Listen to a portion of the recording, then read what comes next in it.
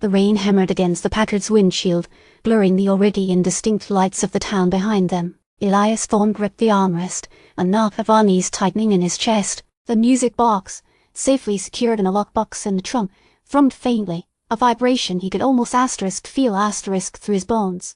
Another mile or so, Silas said, his voice flat, his gaze fixed on the road. He hadn't spoken much since they'd left Abernathy's antique shop, but the tremor in his hands was a visible testament to his discomfort. Blackwood Manor is ahead. The caretaker expects us. Elias swallowed, the remnants of a tasteless diner coffee churning in his stomach. The caretaker, a name whispered with a mixture of fear and reverence in the small town surrounding Blackwood Manor. He's supposed to be the last of the Blackwood lineage, the guardian of the estate and its secrets. Secrets that Abernathy seemed all too eager to share for a hefty price. What exactly do we know about him? Elias asked, trying to keep his voice even. Silas shrugged, the gesture tight and controlled.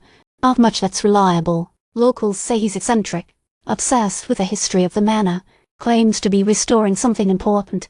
Restoring what? Silas didn't answer, and Elias knew he wouldn't. The air in the car felt thick, charged with an unseen pressure. He glanced at his reflection in the rearview mirror. The changes were subtle, almost imperceptible, but they were there. A sharpness to his features, a strange luminescence in his eyes that wasn't there before. Abernathy had mentioned latent abilities. He's beginning to understand what that meant. The Packard crested a hill, and Blackwood Manor materialized out of the rain-swept darkness. It was even more imposing than he's imagined, a sprawling Gothic monstrosity silhouetted against the stormy sky. Crumbling turrets pierced the clouds, and ivy clawed its way up the decaying stone walls. The entire place exuded an atmosphere of profound sorrow and decay. Impressive, Elias muttered, more to himself than to Silas. Silas grunted in agreement. It's been neglected for years. The locals avoid it. As they approached the main gates, Elias felt a peculiar sensation, a feeling of being watched. He scanned the grounds, but saw nothing. Just the rain, the shadows, and the oppressive silence. The gates creaked open as they drew near, revealing a long, overgrown drive leading to the manor house. A single light burned in a window, a beacon in the surrounding darkness. The caretaker is expecting us, Silas reiterated, as if trying to reassure himself. They drove up the drive, the Packard's headlights illuminating the grotesque shapes of ancient trees and the crumbling statues that lined the way. The closer they got to the manor, the stronger the feeling of being watched became. Silas brought the Packard to a halt before the massive oak doors of the manor. A tall, gaunt figure emerged from the shadows, his face obscured by the darkness. "You are Elias Thorne and Silas," the figure said, his voice low and resonant. "I'm the caretaker." He stepped into the light, and Elias could see his face more clearly. He was older than he seemed from the car, his eyes sunken and hollow, his expression intense and unwavering. "Welcome to Blackwood Manor," the caretaker said, his lips curving into a thin smile. "I trust your journey was satisfactory?" "It was uneventful," Silas replied, his voice carefully neutral. The caretaker nodded, his gaze fixed on Elias. "Mr. Thorne, I have been expecting you. You possess a unique potential, a key, if you will, to restoring what was lost." Elias felt a surge of unease. "Restoring what?" The caretaker ignored the question. "Please, come in. It is cold out there." He stepped aside, and Elias and Silas followed him into the manor. The interior was even more dilapidated than the exterior, but there was a strange grandeur to the place, a sense of faded glory. Dust lay thick on the ornate furniture, and cobwebs hung from the vaulted ceilings. The air was heavy with the smell of decay and something else, something indefinable that prickled at Elias's skin.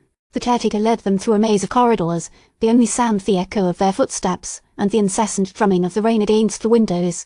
Finally, he stopped before a massive, circular chamber. "This is the heart of Blackwood Manor," the caretaker said, his voice echoing in the vast space. "And here we will begin." The chamber was dominated by a massive, stone pedestal, upon which rested a single, ornate music box. It was identical to the one Elias had seen in Abernathy's shop, the one he's been reluctantly drawn into. "This," the caretaker said, gesturing towards the music box, "is the key." Elias felt a compulsion, a powerful urge to approach the music box, to touch it. He fought against it, but the force was overwhelming. He took a step forward, then another, drawn inexorably towards the object. "What is it supposed to do?" Elias asked, his voice a strained whisper. "It is a conduit," the caretaker said, his eyes gleaming in the dim light. "A gateway to other realms." Suddenly, a voice echoed in Elias's mind, a faint, ethereal whisper that seemed to emanate from the music box itself. Asterisk the music plays on asterisk. He staggered back, clutching his head. What was that? Silas turned to him, his face etched with concern. What's wrong? Elias couldn't answer. The voice was still there, a persistent murmur in the back of his mind. The caretaker smiled, a slow, unsettling curve of his lips. The music has begun, and soon you will understand. He reached out and touched the music box. A wave of energy pulsed outward, washing over Elias, and he felt a searing pain in his head. Visions flooded his mind, swirling vortexes of color, grotesque shapes, and landscapes that defied description. He screamed, collapsing to the floor. The last thing he saw before darkness consumed him was the caretaker's triumphant smile. Weeks later, Mr. Abernathy sat in his antique shop, staring at a faint melody drifting from an ornate music box on his counter. He couldn't place the tune, yet it felt strangely familiar, as if dredged from the deepest recesses of his memory. A chill ran down his spine, and he shivered despite the warmth of the afternoon sun. Asterisk the music plays on asterisk.